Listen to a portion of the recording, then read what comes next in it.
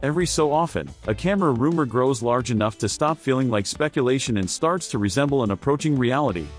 Right now, that moment appears to belong to Sony, and more specifically to the Sony FX3 II. What began as quiet whispers in niche filmmaking circles has steadily evolved into serious discussion fueled by credible leaks, behind-the-scenes industry commentary, and a pattern of subtle but telling moves from Sony itself. While the Sony FX3 II has not yet been officially announced, the mounting signals surrounding it suggest that this camera is no longer just an idea floating through rumor forums. Instead, it increasingly feels like a product that Sony is actively preparing to introduce.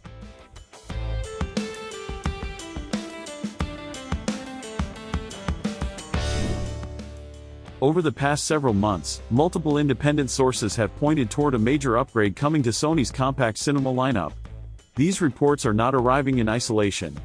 They are reinforced by Sony's recent pricing adjustments on existing models, long-term firmware strategies, and shifting availability in key markets. For longtime observers of Sony's release patterns, these signals are familiar. Sony has a history of quietly setting the stage before unveiling a significant new product, especially within its cinema line. In that context, the Sony FX3 II feels less like speculation and more like an inevitability that Sony is carefully timing.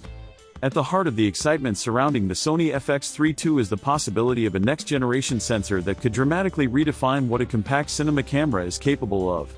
According to several industry insiders, the Sony FX3 II is expected to feature a newly developed 24-megapixel fully stacked sensor with dual-layer transistor architecture. This design is significant because it allows for faster readout speeds and improved light efficiency, two areas that directly impact real-world filmmaking performance. Faster readout means reduced rolling shutter, while improved light handling enhances low-light capability and dynamic range. These are not minor improvements, they address two of the most persistent limitations faced by filmmakers using compact full-frame cameras. One of the most talked about rumors tied to the Sony FX3 II is the introduction of a triple base ISO system. Reports suggest base ISO levels around 800, 4000, and an astonishing 25,600. If accurate, this would push the Sony FX3 II into territory that few cinema cameras have ever explored. Such a system would allow filmmakers to work confidently in extremely low-light environments without sacrificing image quality, noise control, or color fidelity. For documentary shooters, event filmmakers, and creators working in unpredictable lighting conditions, this could be transformative.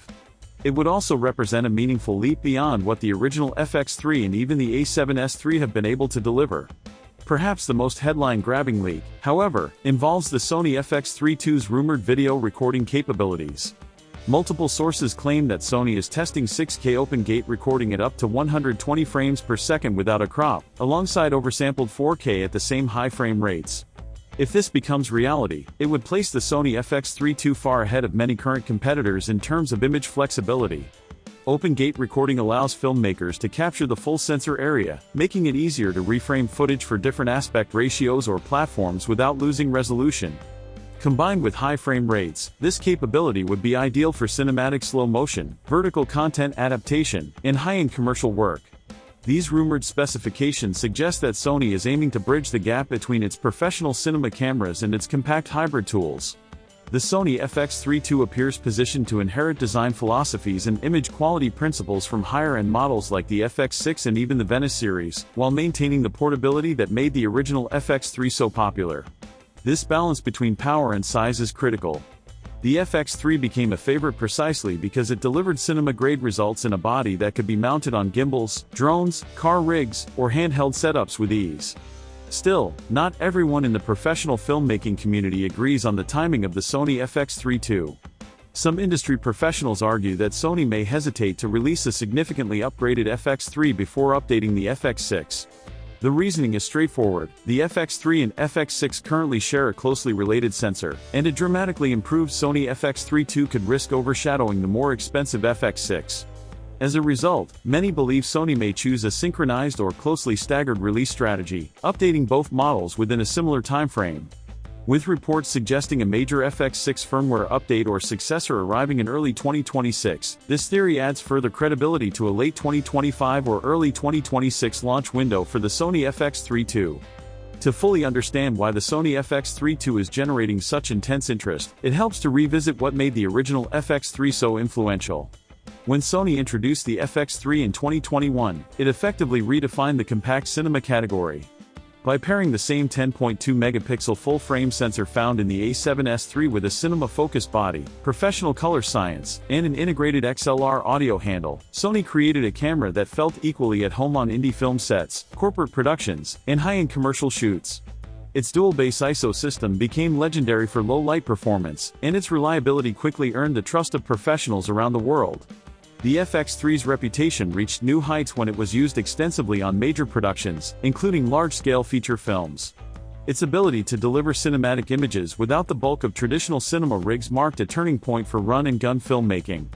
Over time, the FX3 became known as one of the most versatile compact cinema cameras ever made, capable of adapting to underwater housings, vehicle mounts, drone setups, and handheld shooting scenarios without compromise. However, as impressive as the FX3 remains, the rapid pace of technological advancement has begun to expose its limitations.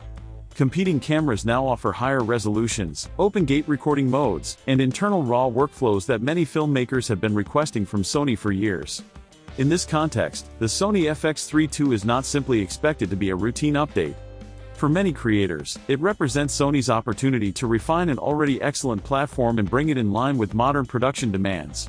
The filmmaking community has been vocal about what it hopes to see in the Sony FX3 II.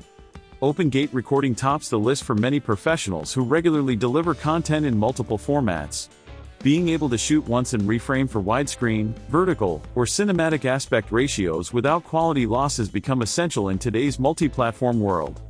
Internal 16-bit RAW recording is another frequently requested feature. Currently, unlocking higher bit depth recording on the FX3 requires external recorders, which adds complexity, cost, and physical bulk.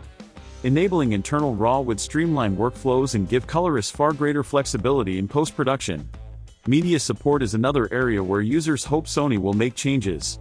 While CF Express Type A cards are compact and reliable, they are also expensive and offer lower capacity per dollar compared to Type B cards. Many professionals would welcome a shift to CF Express Type B in the Sony FX3 II, as it would enable higher sustained bit rates and reduce media costs. Such a move would also align the FX3 II more closely with industry standards adopted by other manufacturers. If the rumors hold true, the Sony FX3 II could deliver exactly that. A new stacked sensor, open-gate recording, dramatically improved low-light performance, AI-enhanced autofocus, and next-generation audio capabilities, all wrapped in the compact, modular form factor that made the FX3 so beloved. For now, filmmakers can only wait and speculate.